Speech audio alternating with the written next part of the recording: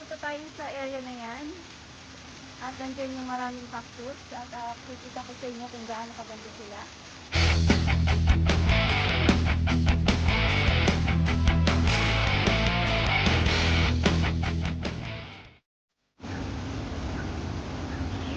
Last time nandiyan tayo nang galing sa area na yan. At mayroon ding Olympic Square para sa mga gusto mag-perform. O every Sunday siguro napupuno din yan. Okay tayo dyan.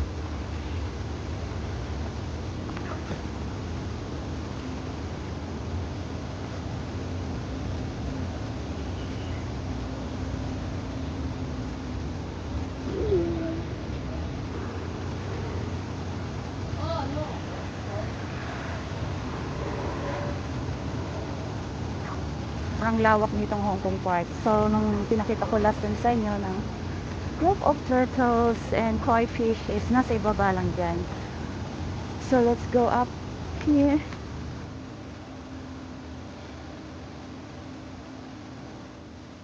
So, yung waterfalls guys, dito nanggagaling siya sa taas.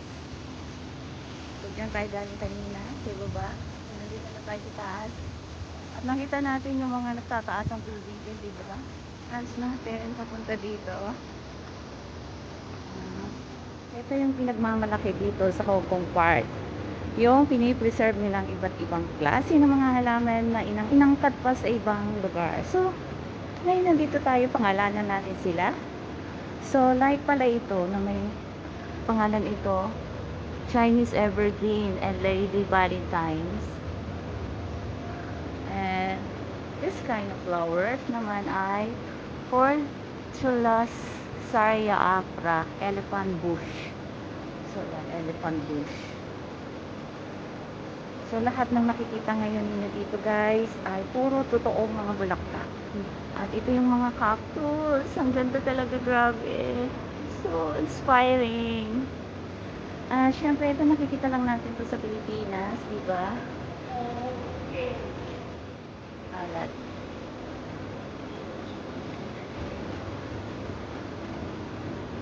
At ito naman ay dark mambo. Dark mambo yung halaman na to. At kita niyo yung orchids na yan. Ang pangalan niya ay Papilopedilum hybrid. And this one naman sa atin sa Pilipinas ay Peperomia caperata. Ayan, ang ganda. Ito, Begonia blueberry tiger. Grabe.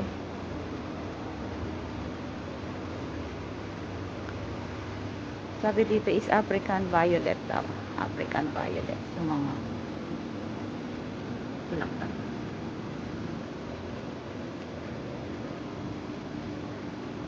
So, ito na guys. Pasok tayo dito. Wow! Ayan. Walang tao dito. Kaya, gusto ko talagang pumupunta dito ng walang tao. Kasi, walang nakikipag-agawan sa'yo. Ito, para siyang wild butterfly. At may nakalagay na talaga na do not touch the exhibits. Sa hybrid. Ayan, yung mga cactus.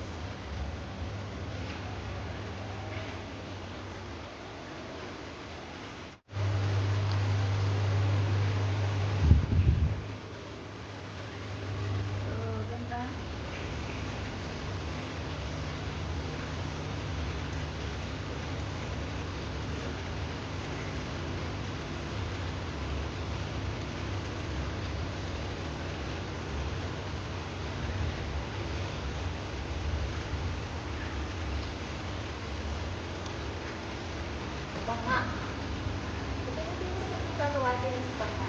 So, ganda niya. At umaabot yung tubig papunta doon. So, ang ganda ng pagkaka-design mo dito. Ako, yung mga taga-Hong Kong, dadalhin ko, sana makarating kayo dito sa lugar na ito. At talagang ma-amaze kayo at magaganahan.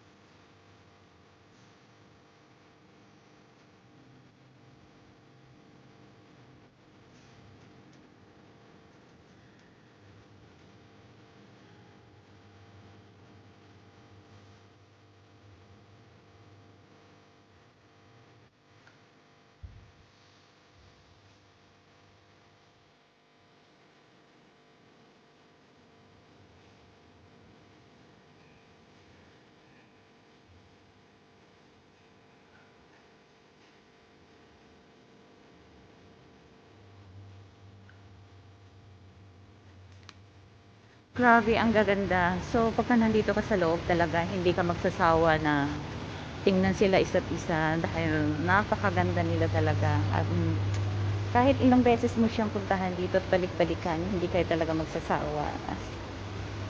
Nakakahanga at napipreserve nila talaga yung beauty ng Hong Kong Park. So, natutuwa rin ako kasi ngayon is naka-open na to at talagang pinakikita na sa community ang ganda at uri at mga klase ng iba't ibang klase ng mga bulaklak dito sa Hong Kong Park. So marami na rin ako mga talagang napansin ng mga photographer na kumukuha ng napakagandang view dito sa Hong Kong Park. So syempre dito pa lang yan sa first floor, hindi pa tayo nakarating talaga sa mga cactus na nangkat sa iba't ibang area. So puntahan natin yun guys after dito at yeah, kung dito nag-enjoy na kayo, mag-i-enjoy rin kayo doon. So, let's go! So, ito yung kagandahan kapag pumupunta ka ng weekdays o ordinary day kasi walang tao talagang nasa paligid. So, nakukuhanan mo sila ng malapitan at hindi masyado siyang crowded. So, yan. Iwanan natin ang lugar na to at akit tayo sa second floor para makita natin yung iba't ibang klase naman mga cactus na aking ipinagmamalaki sa inyo. So, thank you. At babalik pa akong muli dito sa susunod na mga kabanata.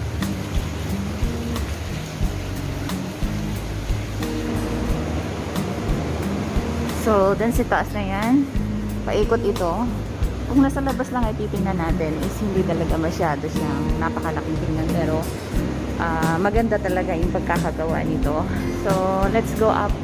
At yung nakalagay dito is humid plant house daw ang nasa itaas na yan. So, yeah. Humid plant ang ating pupuntahan. So, let's go sa humid plant.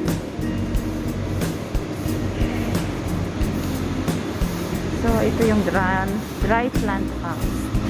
There we go. Ayan na siya guys. Ayan. So ito yung mga uri ng mga cactus dito na hindi natin kilala sila. So pangalanan natin. At ito daw ang tawag sa kanya ay milk bush. Okay.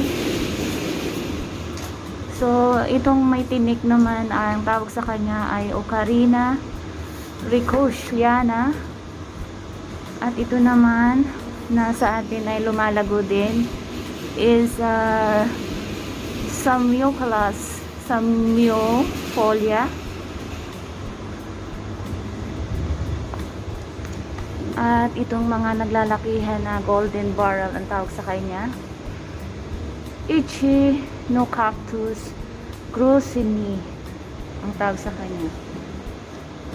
So syempre familiar tayo dito sa cactus na ito. Alam ko meron tayo nito at lalo na yung malalaking gumagapang na yan, si taas na yan. So familiar na familiar tayo dyan, di ba guys? So ngayon malalaki na sila. Nung pinuntahan namin sila noon is talagang maliliit pa. So ngayon is grabe na yung laki nila, oh. Para na silang mga higante sa lakihan. So yan ang tawag sa kanila Echinocactus grosini.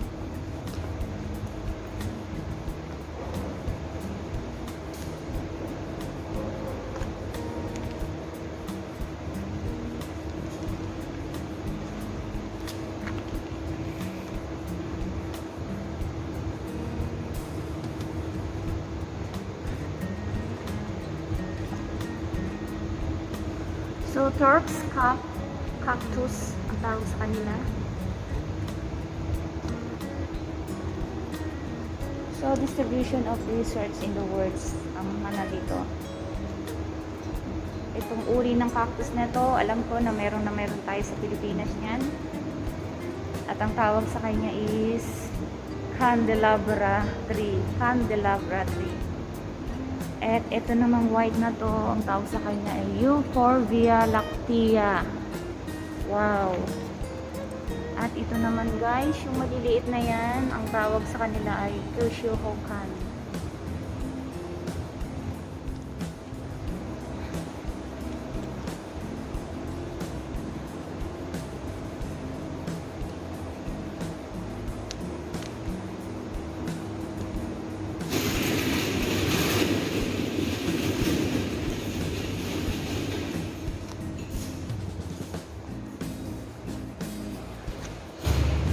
uri ng cactus ito. Siya ay naman ay elephant ear.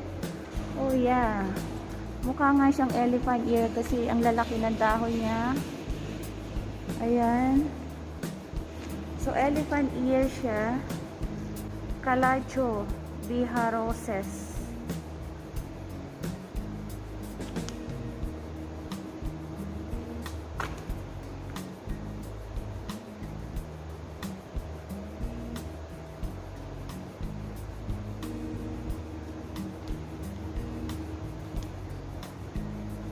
Beautiful. Ang ganda-ganda talaga.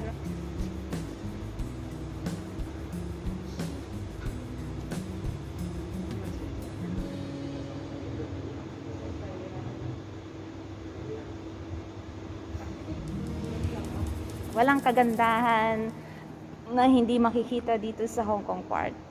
So, lahat ng cactus na i-preserve or talagang grabe, naglalakihan na sila. Dati, namamatay sila. Pero ngayon, ang ganda-ganda na talaga nila. Grabe. Lalo na itong isang to. Grabe, ang laki niya.